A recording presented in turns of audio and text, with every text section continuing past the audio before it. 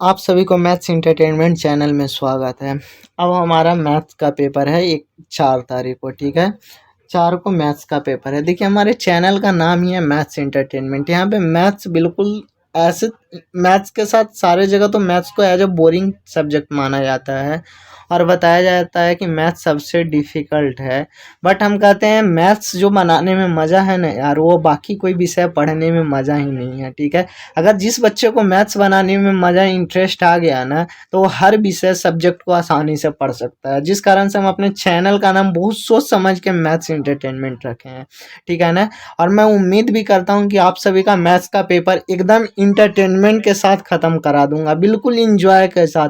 आप लोग अभी तक सोचे होंगे कि हमें मैथ्स का पेपर इतने टफ लगता है मैथ्स में ही, और ये सच्चाई है कि बच्चों का रिजल्ट भी डिपेंड करता है मैथ्स के पेपर पे ही।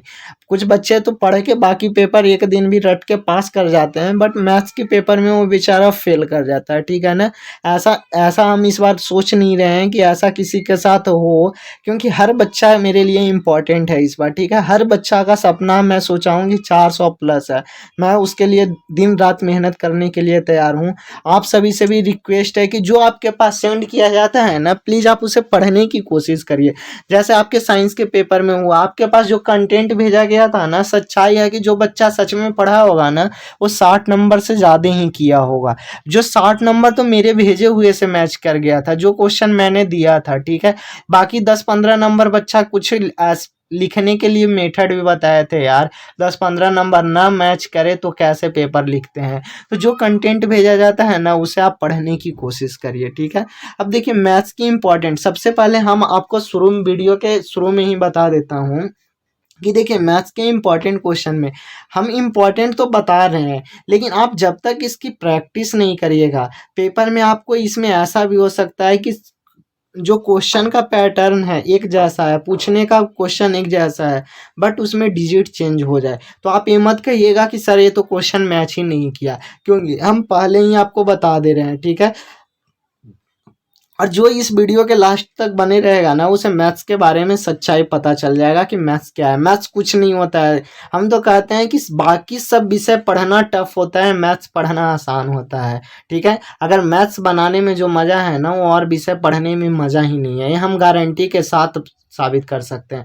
अगर नहीं विश्वास है तो आप कभी भी एक आध ऑफलाइन क्लास लेके देख लें, या अभी हम वो सारे के वीडियो के लास्ट में बात करते हैं, ठीक है। देखिए मैथ्स का पेपर के बारे में कुछ इंपॉर्टेंट टॉपिक लेके आए हैं, ठीक है। आप यहाँ से देखना स्टार्ट कीजिए। जैसे क्वेश्चन नंबर फर्स्ट है, यहाँ पे क्वेश्चन नंबर फर्स्ट है, 32 सेंटीमीटर ऊंचाई वाले आधार त्रिज्या को 18 सेंटीमीटर बेलनाकार बेलनाकार बाल्टी के रेत में भरी हुई है। इस बाल्टी की भूमि पर खाली किया जाता है तो इस रेत को एक शंक्वाकार ढेरी बनी जाती है। शंकु का ऊंचाई 24 सेंटीमीटर है, तो ढेरी, देखिए बचपन में ऐसे करते थे, मिट्टी का या कोई भी चीज़ का जैसे खिलौना ऐसा बनाते थे, तो उसमें भर के एक जगह से दूसरे जगह, तो इसमें देखिए जो है बेलन की बाल्टी से शंकु की बाल्टी में चेंज किया जा रहा है, तो शंकु की त्रिज्या और ऊंचाई ज्ञात करना है, ठीक है। नेक्स्ट क्वेश्चन है, देखिए पिछले साल के पेपर में हमें पूछा था माध्य, ठीक है। माध्य निकालने के लिए थोड़ा आसान भी होता है, sigma F x upon sigma A, but इस बार शायद क्वेश्चन में माध्यक और बहुलक पे ज़्यादा चांस है, बट आप एक माध्य की भी प्रैक्टिस कर लीजिएगा।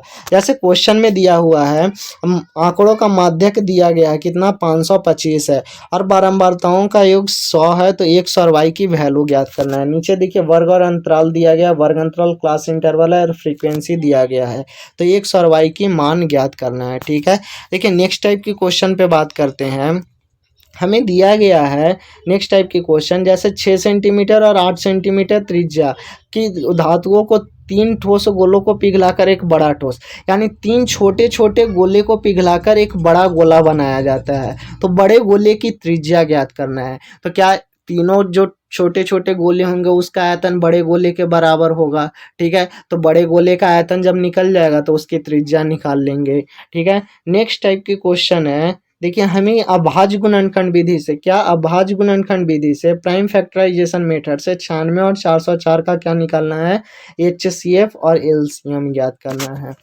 देखिए इसमें एकक नंबर का क्वेश्चन पे देखिए, एकक नंबर का क्वेश्चन तो हम कहते हैं जो एक 3 नंबर 4 नंबर के जो लड़का क्वेश्चन या 5 नंबर का क्वेश्चन पढ़ लेगा ना, वो एक नंबर की क्वेश्चन बिल्कुल चुटकियों में सॉल्व करके आ सकता है, ठीक है।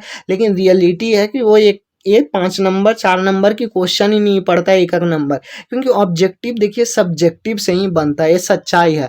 अगर जो बिल्कुल किसी भी चीज़ के सच में नॉलेज ले रखा है तो उसी में से कुछ भी ऑब्जेक्टिव पूछेगा, तो बच्चा एक नंबर क्वेश्चन के पीछे भागते रहता है, ना उसे 1 नंबर पकड़ाता है, ना उससे 5 नंबर पकड़ाता है, लास्ट तक ऐसे ही चल फिरते रहता है। तो आप सच्चाई पहले जानिए।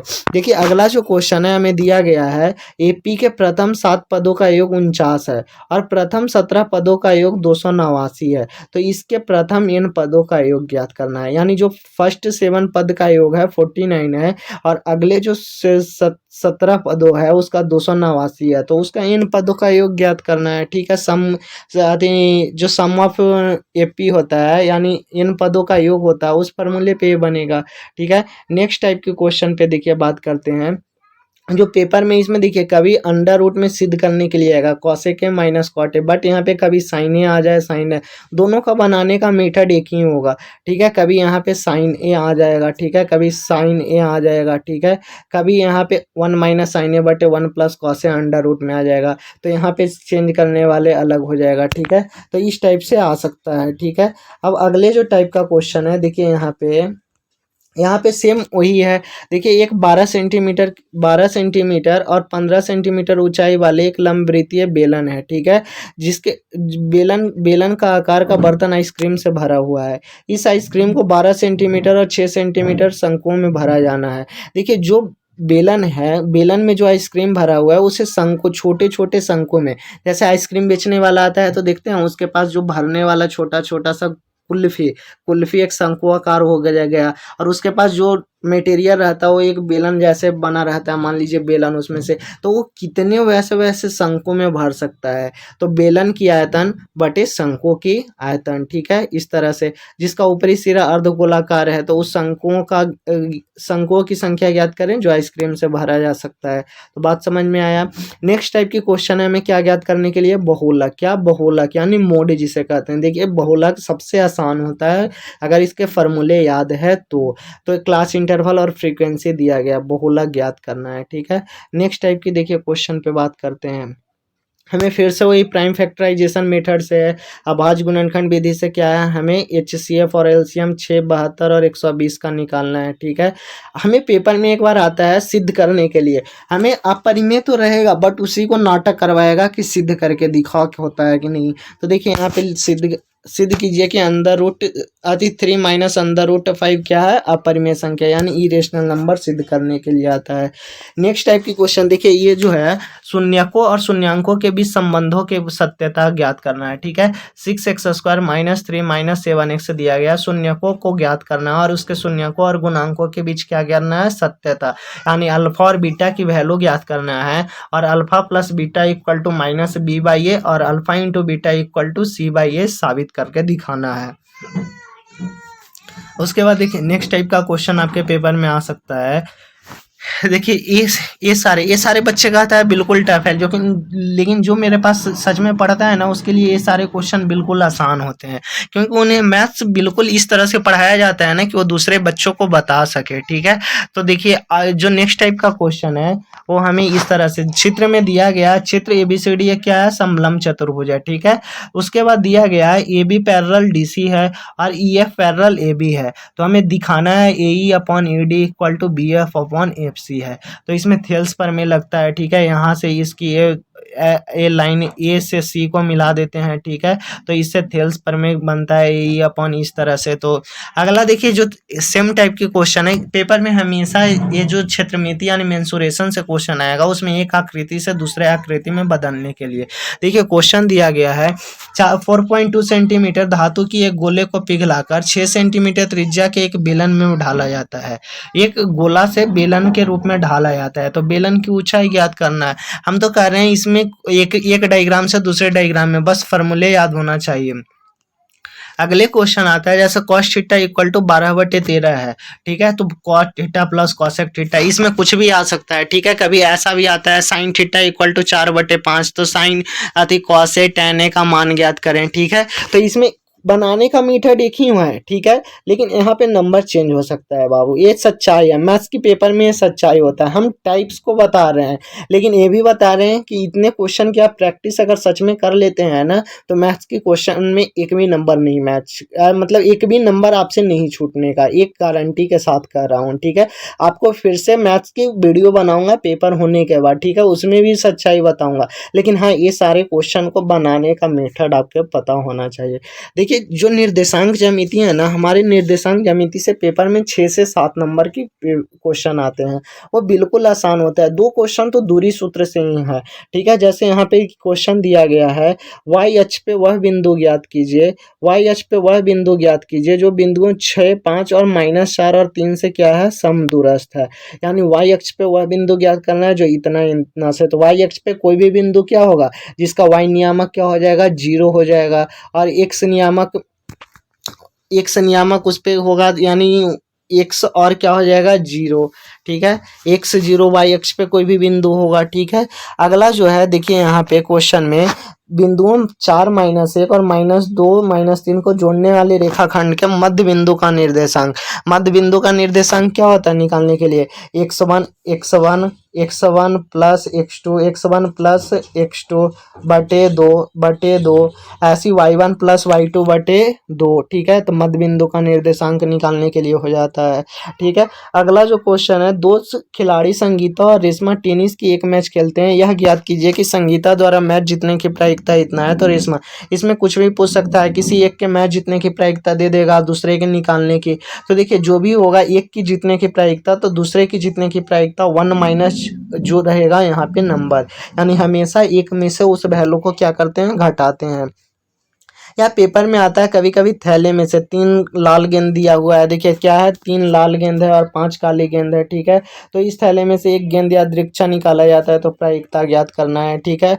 तो प्रायिकता बराबर अनुकूल परिणाम बटे कुल परिणाम। अगर प्रायिकता का तो जो वीडियो बना हुआ है, वीडियो देख सकते हैं, प्रायिकता उसमें से, उसके अलावा आपको कहीं से कुछ भी नहीं पढ़ना है, ठीक है। इस बार देखिए हमें पेपर में शायद चांस है कि हमें ये आ जाए, ठीक है, छायांकित भाग का क्वेश्चन निकालने के लिए। जैसे यहाँ पे 2 क्या दिया गया है, 2 एक त्रिज्यखंड दिया गया है, चित्र में छायांकित भाग का क्षेत्रफल ज्ञात करना है, जो केंद्र ओ वाले दोनों सकेंद्रीय वृत्तों की त्रिज्याएं क्रमशः कितना दिया गया, 7 सेंटीमीटर और कितने हैं, 14 सेंटीमीटर, और थीटा दिया गया कितने, 40 डिग्री।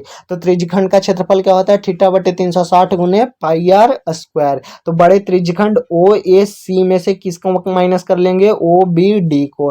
या देखिए नेक्स्ट टाइप का क्वेश्चन है, एक लंबवृत्तीय शंकु कितने मीटर की, 8 सेंटीमीटर ऊंचा है, आधार कितने सेंटीमीटर है, 2 सेंटीमीटर, शंकु को पिघलाकर किसमें, गोला में। आप देखिए हर क्वेश्चन में यही है, एक बेलन से शंकु में, तो गोला से शंकु में, इस तरह से क्वेश्चन हमेशा क्षेत्रमिति से आता है बाबू, प्लीज इसे पढ़ने की। और 6 नंबर का क्वेश्चन पूछता है यार, तो गोला का व्यास ज्ञात करना है हमें, ओनली फॉर्मूले इसमें याद होना चाहिए। देखिए नेक्स्ट टाइप का क्वेश्चन पूछ सकता है आपसे, जैसे ए आयु संबंधी क्वेश्चन, जैसे 5 वर्ष पूर्व मोहन की आयु पुत्र की आयु से क्या है, 3 गुनी है, ठीक है। और 5 वर्ष पूर्व मोहन की आयु उसके पुत्र की आयु की क्या है, 7 गुनी है, तो उसकी वर्तमान आयु। अब आयु संबंधी कभी इसमें नंबर यहाँ पे कुछ भी, नाम कुछ भी पूछ सकता है, बट आयु को संबंधी क्वेश्चन आ सकता है, ठीक है। इस बार की तो पेपर में ज़्यादा चांस है कि आपसे पेपर में रेलगाड़ी से क्वेश्चन पूछे, इसमें नंबर यहाँ पे कोई भी, जैसे एक रेलगाड़ी एक समान चाल से 360 किलोमीटर की दूरी तय करती है, यदि 10 किलोमीटर प्रति घंटा अधिक होती तो उस यात्रा को 3 घंटे कम समय में तय कर लेती।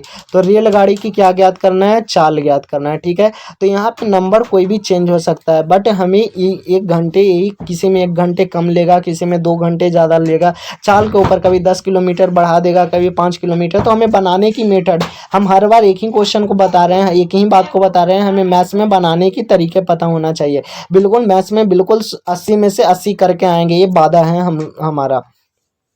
अगला जो टाइप का क्वेश्चन है, देखिए ये जो 6 नंबर का क्वेश्चन है, ये दोनों में से आपको कोई एक क्वेश्चन में 6 नंबर पक्के रहेंगे।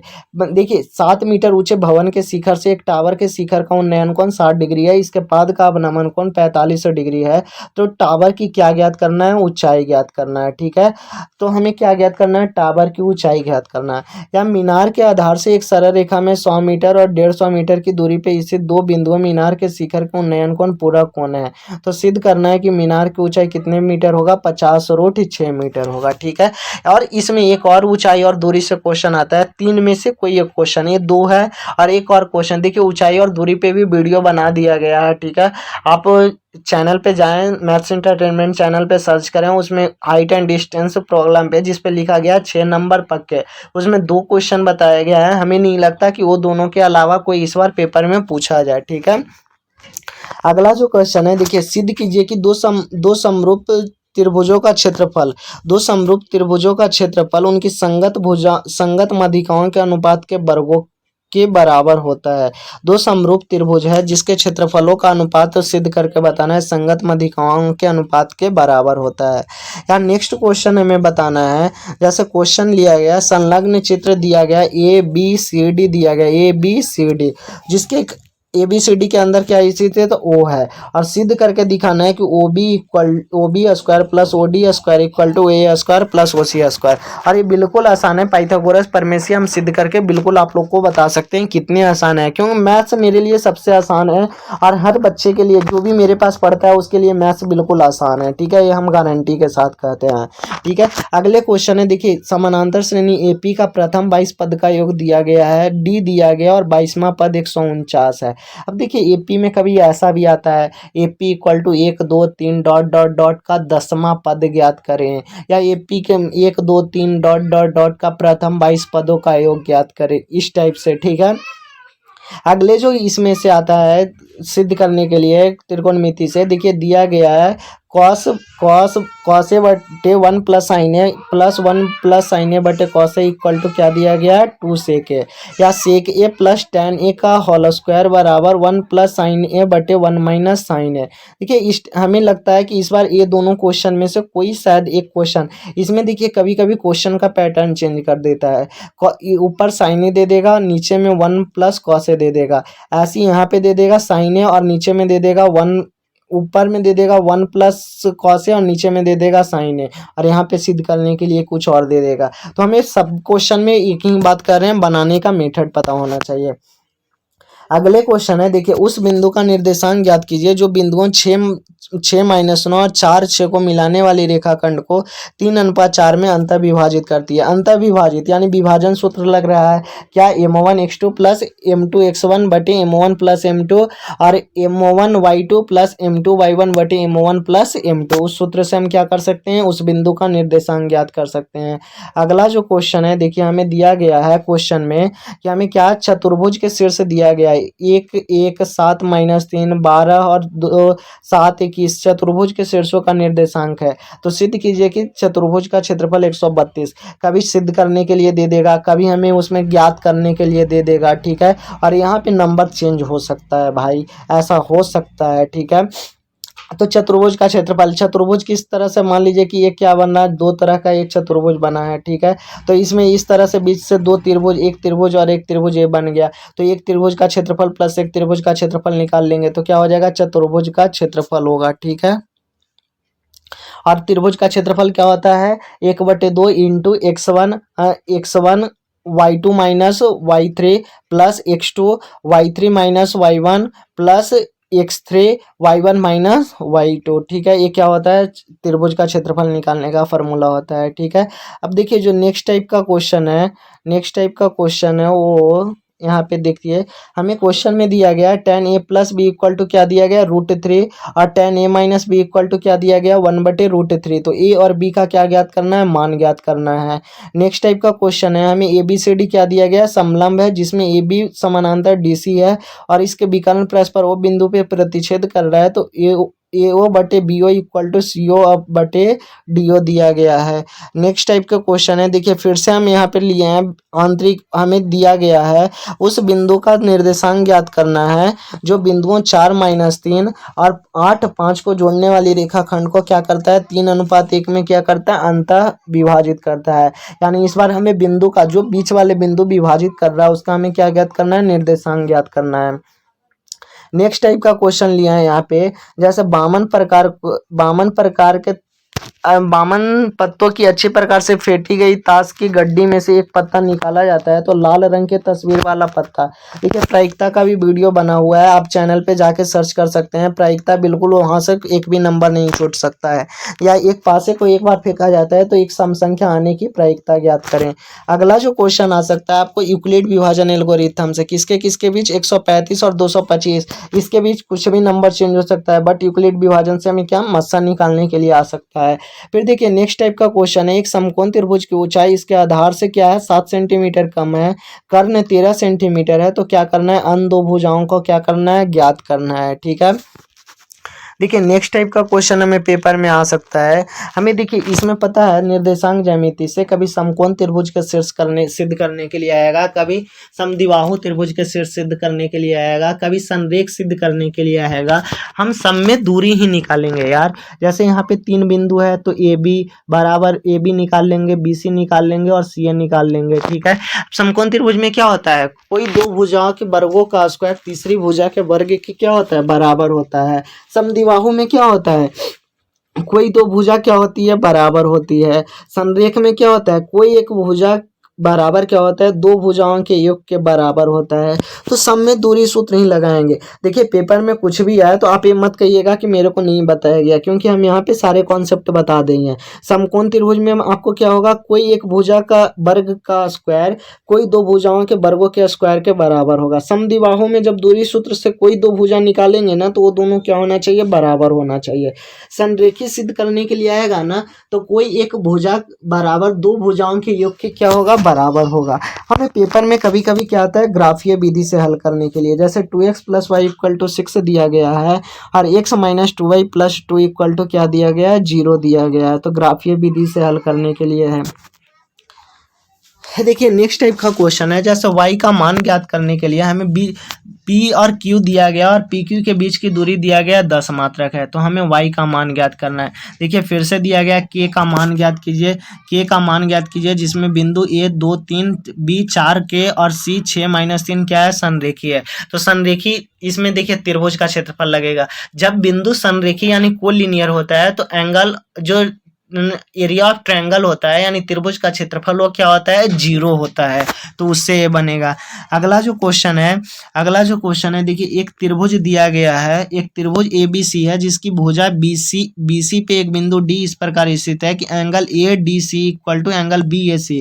तो दर्शाना है CA² = CB × CD। इसमें पता है इसी क्वेश्चन में 2-3 सिद्ध करने के लिए होता है। जो यहाँ पे भुजा सिद्ध करने के लिए होगा ना उसी से हम यहाँ पे तुलना करते जाएंगे। ठीक है, जो नेक्स्ट टाइप का क्वेश्चन है ना वो देखिए यहाँ पे है, दी गई आकृति में एक वृत्त है जो किसके अंतर्गत है, चतुर्भुज ABCD के अंतर्गत है। ठीक है, तो हमें सिद्ध करके दिखाना है AB + CD यानी AB + CD = AD + BC। AB किससे बनेगा, जो थेल्स पर में होता है यानी त्रिभुज के कोई दो भुजाओं के सॉरी ये थेल्स पर में से नहीं, ये तो वृत्त के से बनेगा। ठीक है, ये वृत्त की स्पर्श रेखा, जब स्पर्श रेखा है तो स्पर्श रेखा आपस में क्या होती है, बराबर होती है। ठीक है, जैसे CR = क्या हो जाएगा, CQ हो जाएगा। ऐसी स्पर्श रेखा इसके लिए तो PB = क्या हो जाएगा, QB हो जाएगा। ऐसी AP = क्या हो जाएगा, AS हो जाएगा। DR = क्या हो जाएगा, DS हो जाएगा। तो स्पर्श रेखा।